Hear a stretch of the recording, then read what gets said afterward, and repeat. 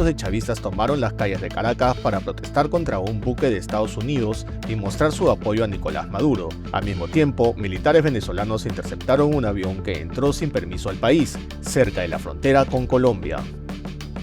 Más de 100 personas murieron en un megaoperativo policial en Río de Janeiro, que desató horror y denuncias internacionales. La ONU y Human Rights Watch condenaron la masacre mientras vecinos rescataron los cuerpos y los exhibieron en señal de protesta.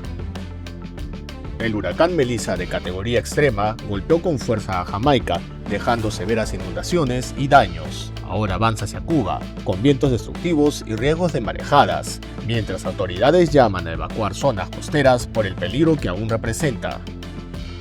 Israel anunció la reactivación del alto fuego en Gaza tras una jornada de intensos bombardeos que dejaron más de 100 muertos. Las autoridades buscan frenar la escalada, mientras Hamás acusa a Tel Aviv de violar los acuerdos. Más de 1 millar de chavistas marcharon este martes en Caracas en defensa de la soberanía de Venezuela y en rechazo a la primera ministra de Trinidad y Tobago, Kamla Persad-Bissessar, luego de que su país recibiera un destructor estadounidense para ejercicios militares. El Parlamento venezolano la declaró persona non grata, acusándola de participar en un plan contra Venezuela. Durante la protesta, los manifestantes exigieron respeto al país y denunciaron una posible intervención extranjera. Autoridades como la alcaldesa Carmen Meléndez y el diputado Pedro Infante acusaron a Persad-Bissessar de arrodillarse ante el imperio estadounidense. Seguimos en la calle, seguimos en la defensa, seguimos enviando mensajes que Venezuela se respeta, que Venezuela es un pueblo de dignidad, que Venezuela está preparada. Y le decimos allá a los lacayos del imperio, especialmente a la primer ministra de Trinidad y Tobago, que se ha arrodillado al imperio. En respuesta, Nicolás Maduro suspendió la cooperación gasífera con Trinidad y Tobago, alegando una provocación militar coordinada con Estados Unidos. En Venezuela, la Fuerza Armada Nacional Bolivariana detectó un avión que ingresó sin permiso a su espacio aéreo cerca de la frontera con Colombia. La aeronave volaba sin plan de vuelo autorizado, sin comunicarse con las autoridades y sin activar su sistema de identificación, lo que la convirtió en un vector hostil, según el Comando Militar venezolano. Ante esto, la FAN activó los protocolos de control aéreo para protección de la soberanía del país. El avión fue interceptado y obligado a aterrizar en una pista no autorizada en la zona de Rómulo Gallegos. Las fuerzas militares lo inmovilizaron y neutralizaron para evitar que siguiera operando. La aeronave fue considerada un vector hostil por no haber establecido comunicación con el control aéreo, no contar con plan de vuelo ni activar su sistema de identificación. Aunque no se han revelado detalles sobre la procedencia del avión ni la identidad de sus ocupantes, se indicó que cualquier incursión similar será interceptada de manera inmediata para prevenir posibles amenazas al país. El Parlamento de Venezuela declaró el martes persona non grata a la primera ministra de Trinidad y Tobago, Kamla Persad-Bissessar. Los diputados de la Asamblea Nacional Venezolana aprobaron el acuerdo por unanimidad, con los votos de la mayoría chavista y de la bancada no chavista, que la oposición tacha de colaboracionista. Por eso con las dos manos voy a apoyar este proyecto de acuerdo. Por eso es una razón de honor, de dignidad, de moral, de expresión de soberanía y de independencia venezolana, declarar a esta señora que se arrastra como los gusanos, como persona no grata para la república, que es cuna de libertadores. La primera ministra trinitense, aliada de Estados Unidos, que expresó su apoyo a las maniobras en la región contra el narcotráfico, que incluye el bombardeo de 14 presuntas narcolanchas con un saldo de al menos 57 muertos en el Caribe y el Pacífico, ironizó la declaratoria del Parlamento venezolano al señalar que es una declaración inútil. Además, cuestionó que el gobierno de Nicolás Maduro no haga lo mismo con el presidente estadounidense Donald Trump. La relación de Persad Bissessar con Venezuela ya venía golpeada desde su regreso al poder, pero la presencia de un buque estadounidense que atracó en Puerto España el domingo para ejercicios militares conjuntos terminó de fracturar el vínculo. El mandatario venezolano argumenta que las maniobras militares de Estados Unidos en la región tienen como objetivo real su derrocamiento. Por eso tachó a Persad Bissessar de alcahueta propulsora de la guerra por sus propias debilidades personales, físicas, mentales y morales, y anuló el lunes un acuerdo gasífero bilateral. Yo quisiera enfocar esto y que quede para el futuro. No necesitamos el gas de Venezuela. Vamos a ver cuando el ratón aparezca, si lo necesitas o no lo necesitas. Trinidad y Tobago es el segundo productor de gas del Caribe. Con la anulación del acuerdo gasífero se cae igualmente el proyecto Dragón, campo ubicado en aguas venezolanas cerca de la frontera con 120.000 millones de metros cúbicos de gas. En su enfrentamiento con Maduro, la primera ministra trinitense se enfiló contra la migración irregular y su gobierno publicó un plan de deportación masiva de indocumentados. Los venezolanos son la principal comunidad de migrantes en el archipiélago, con unos 40.000 que viven allí. El presidente de Estados Unidos, Donald Trump, afirmó que espera resolver muchos problemas cuando se reúna con su par chino, Xi Jinping. Las declaraciones de Trump ocurrieron en el avión presidencial cuando se trasladaba desde Japón hacia Corea del Sur, donde ambos líderes tienen una reunión en busca de evitar una guerra comercial entre las dos mayores economías del mundo. Trump adelantó que esperaba reducir los aranceles contra China ligados al fentanilo, un opioide sintético asociado con la epidemia de uso de drogas en Estados Unidos. El estadounidense aseguró que han estado hablando con los chinos, no es que fueran a la reunión en frío, y que creía que habrá un buen resultado para su país y para el mundo. Ambos líderes se encontrarán al margen de la cumbre del Foro de Cooperación Económica Asia-Pacífico, APEC, que se celebra en Corea del Sur. Los presidentes de las dos mayores economías del mundo esperan evitar una guerra comercial provocada por los aranceles adicionales de 100% impuestos por Trump a los productos chinos. A su vez, Estados Unidos busca que China elimine sus restricciones a la exportación de tierras raras, minerales cruciales en las industrias de tecnología y defensa. Negociadores de ambos países confirmaron haber alcanzado un contexto de acuerdo comercial. Dependerá de Xi y Trump confirmar ese entendimiento. Los analistas afirman que mientras Estados Unidos está ansioso por alcanzar cualquier acuerdo comercial que Trump pueda declarar como una victoria, China se enfoca en construir más confianza mutua, administrar las diferencias y afianzar la relación comercial bilateral. Poco antes de que Trump partiera hacia su reunión con Xi, Corea del Norte anunció que había lanzado misiles crucero mar-tierra en una prueba de fuerza ante los supuestos enemigos de Pyongyang. Trump dejó abierta la posibilidad de un encuentro futuro con el líder norcoreano Kim Jong-un, ya que en esta ocasión su enfoque está en la reunión con su par chino.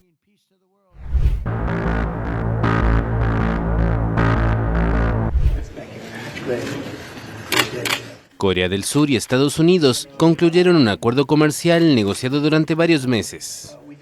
Así lo anunciaron el miércoles ambos países, luego de una reunión entre los presidentes Donald Trump y Lee Jae-myung.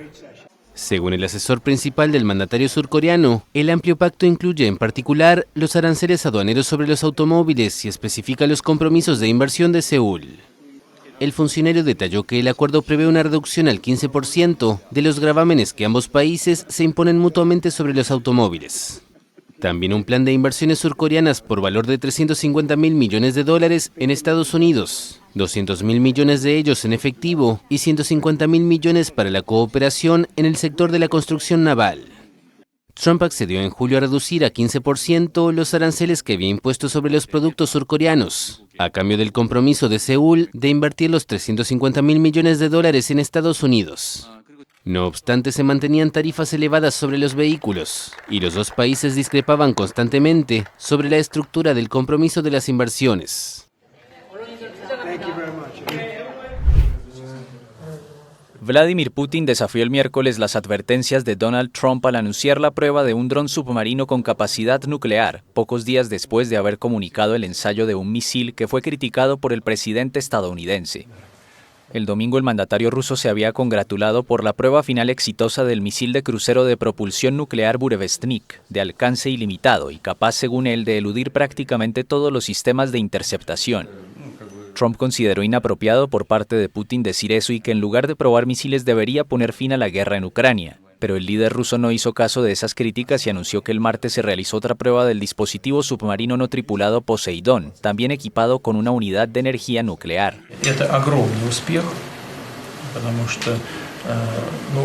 Este es un gran éxito, porque además de todas las ventajas que mencioné sobre el Burevestnik, este también tiene dimensiones mínimas. Si el otro es 1000 veces más pequeño que un reactor nuclear en un submarino, este es 100 veces más pequeño que un reactor nuclear en un submarino.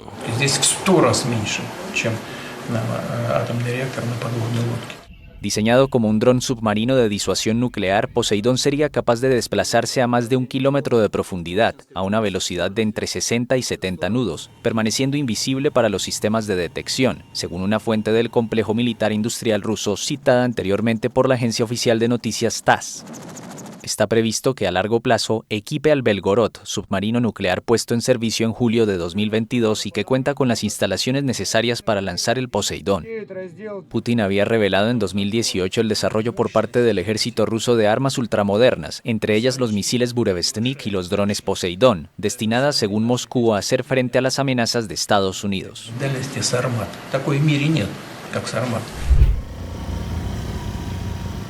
El presidente colombiano Gustavo Petro aseguró el martes en la red social X que los cultivos de hoja de coca, el principal componente de la cocaína, solo aumentaron un 3% en el país el año pasado, en medio de tensiones con Estados Unidos por la alta producción de droga.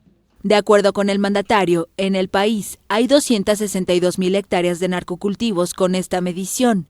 Este balance de sembradío significa un nuevo récord en el país que más produce cocaína del mundo. Sin embargo, también representa una desaceleración en el aumento de narcocultivos, pues en 2023 había sido 10% más que en 2022. Petro no se refirió a las cifras de producción de cocaína, que en el último balance fue de 2.600 toneladas, un aumento del 53%. El colombiano se anticipó a la publicación del informe anual de Naciones Unidas que considera mentiroso y que ha tardado más de lo habitual en publicarse, luego de que la organización reconociera limitaciones y anunciara cambios en la metodología. Petro anticipó que unas 80.000 hectáreas, que aparecerán en el informe de 2024, están abandonadas hace más de 3 años, y 22.000 están en proceso de ser removidas como parte de un programa de sustitución de cultivos. El mandatario colombiano sostiene que el informe de 2023 de la ONU tenía errores metodológicos, pues contemplaba miles de hectáreas de coca abandonadas y que no están siendo utilizadas. En medio de la presión de Washington, Naciones Unidas le propuso a su gobierno implementar una nueva estrategia de medición para tener un panorama más preciso, al reconocer que sus datos serán limitados. Desde hace semanas, Petro se enfrenta con su homólogo estadounidense Donald Trump en una guerra de palabras que ha ido escalando. Trump tilda a Petro de jefe del narcotráfico y lo acusa de no hacer esfuerzos suficientes para detener a las mafias que llevan narcóticos a su país. Trump retiró la certificación de Colombia como país aliado en la lucha contra las drogas, revocó la visa de Petro e impuso sanciones financieras contra el presidente, su esposa, su hijo mayor y el ministro del Interior, Armando Benedetti.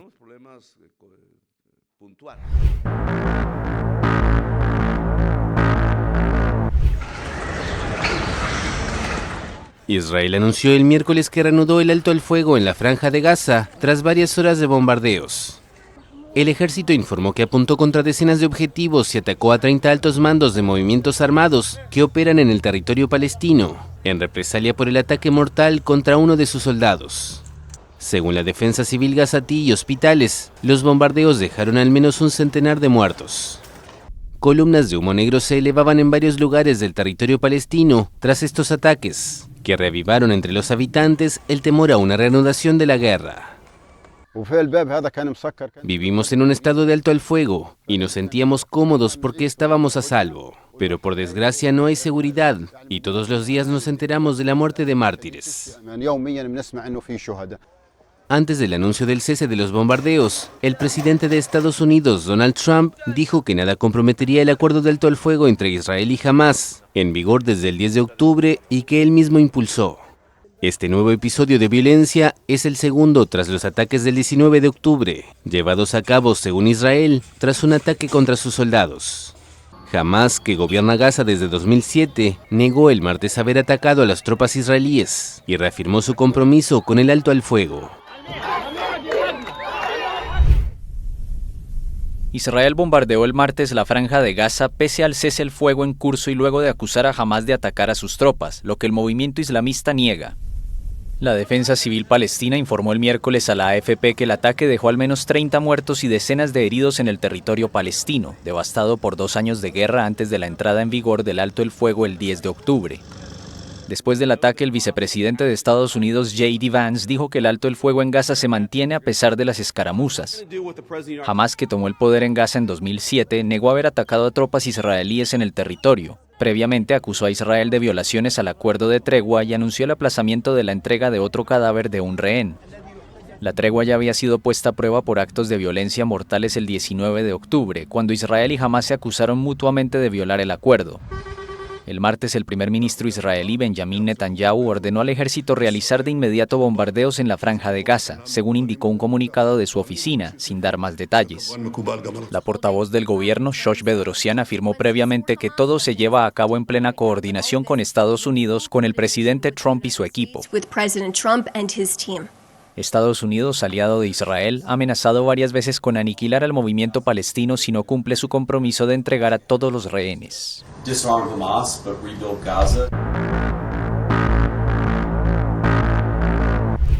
Con al menos 64 personas fallecidas y otras 81 detenidas, finalizó el mega operativo realizado por la policía brasileña contra el Comando Vermelho, considerada la pandilla más poderosa de Brasil, en el corazón de Río de Janeiro.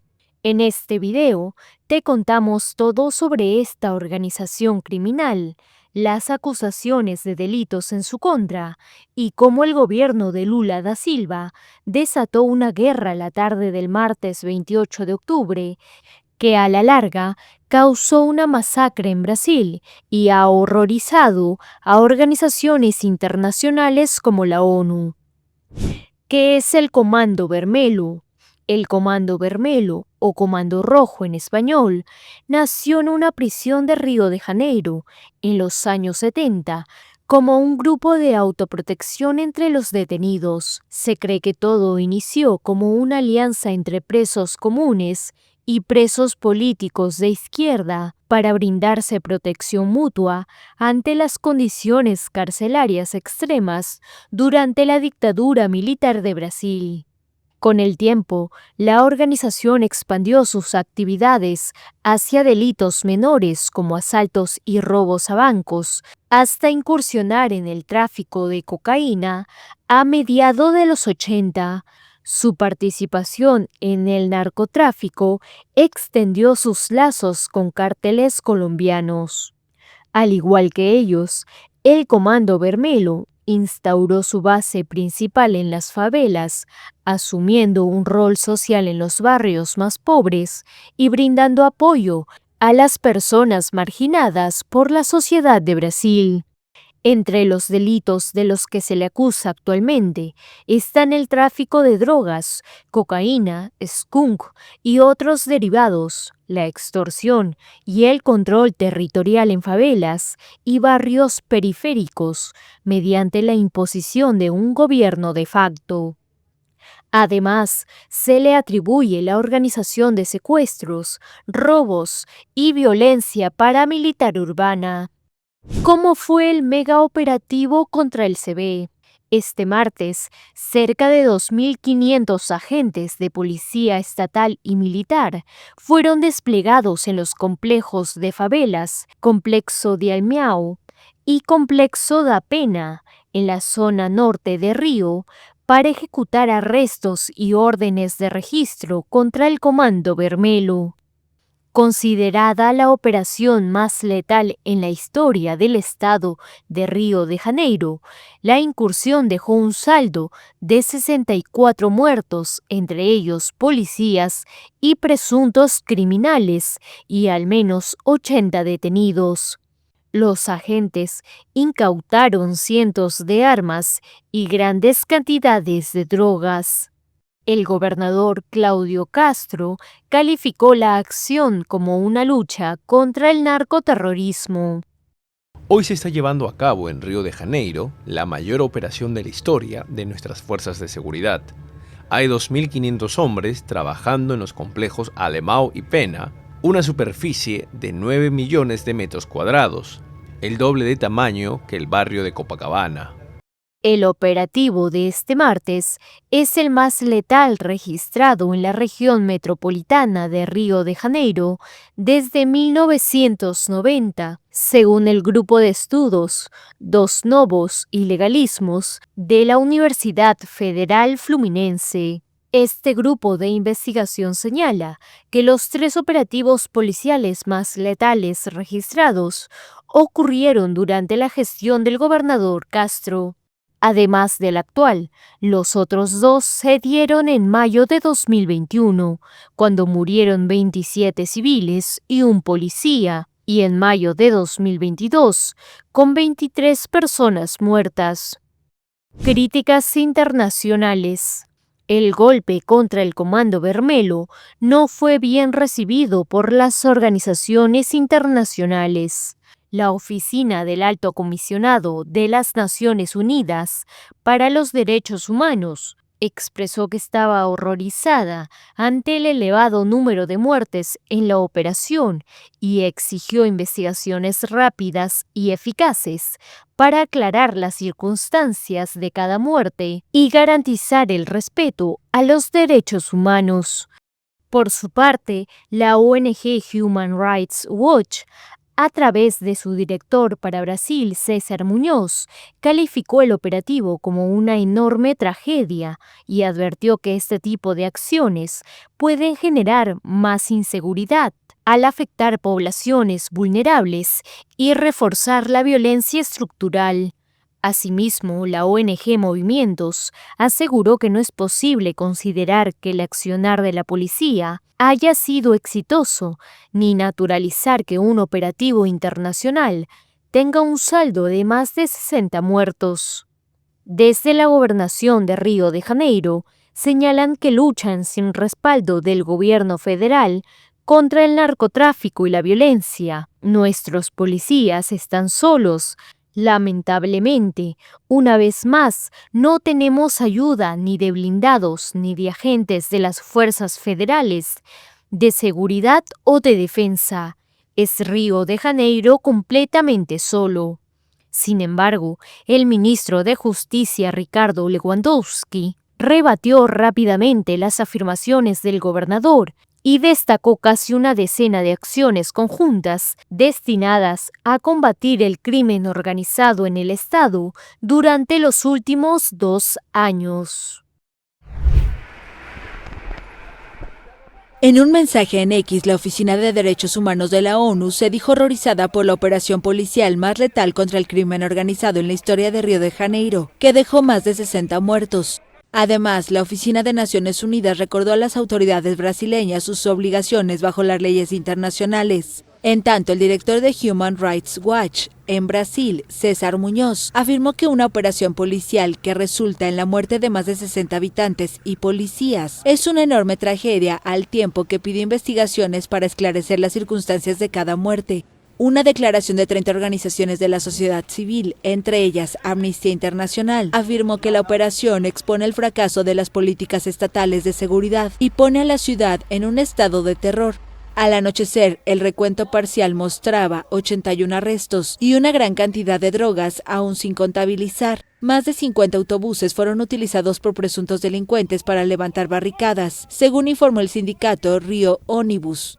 2 helicópteros, 32 vehículos blindados, drones y 12 vehículos de demolición de la Unidad de Apoyo a Operaciones Especiales de la Policía Militar participaron en el megaoperativo, que según el gobierno estatal es mayor que uno ocurrido en 2010, cuando policías y militares recuperaron el control de la misma región tras enfrentamientos que dejaron alrededor de 30 muertos.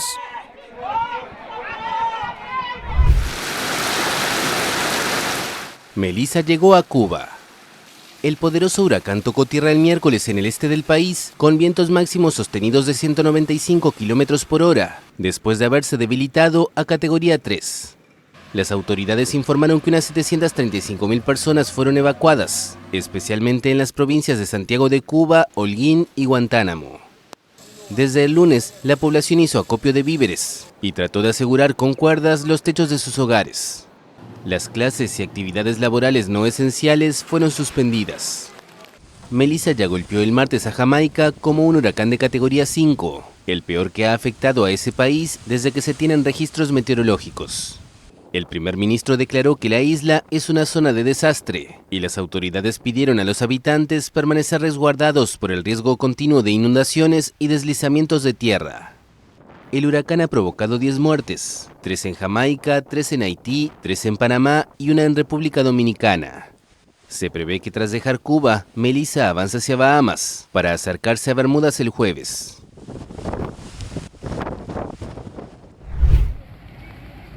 Las inundaciones provocadas por lluvias récord en el centro de Vietnam esta semana dejaron al menos 7 muertos e inundaron más de 100.000 viviendas. Así lo informó el miércoles el Ministerio de Medio Ambiente, que señaló además que 5 personas permanecen desaparecidas.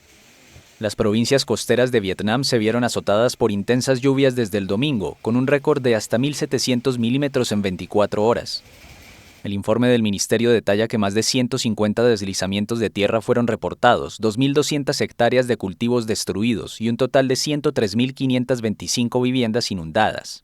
Muchos de los más de 21.000 evacuados comenzaron a regresar a sus hogares el miércoles por la mañana, cuando el agua empezó a bajar en la ciudad costera central de Hue. Sin embargo, se registraron nuevas lluvias al mediodía, lo que obligó a liberar agua de los embalses. La provincia central de Da Nang también se encuentra en alerta por posibles nuevas inundaciones en los próximos 2 días, ya que los ríos alcanzaron niveles preocupantes según el ministerio. El Papa León XIV ha hecho este miércoles un llamamiento a todas las religiones para que vigilen los peligros del fundamentalismo y el extremismo y trabajen juntos en la reconstrucción de la esperanza en un mundo devastado por la guerra. Durante su catequesis en la audiencia general, el pontífice ha recordado los 60 años de la declaración Nostra Aetate, el documento del Concilio Vaticano II que sentó las bases del diálogo interreligioso, especialmente con el pueblo judío. La Iglesia, consciente de la herencia que tiene en común con los judíos y movida no por motivos políticos, sino por la caridad religiosa evangélica, deplora el odio, las persecuciones y todas las manifestaciones de antisemitismo dirigidas contra los judíos.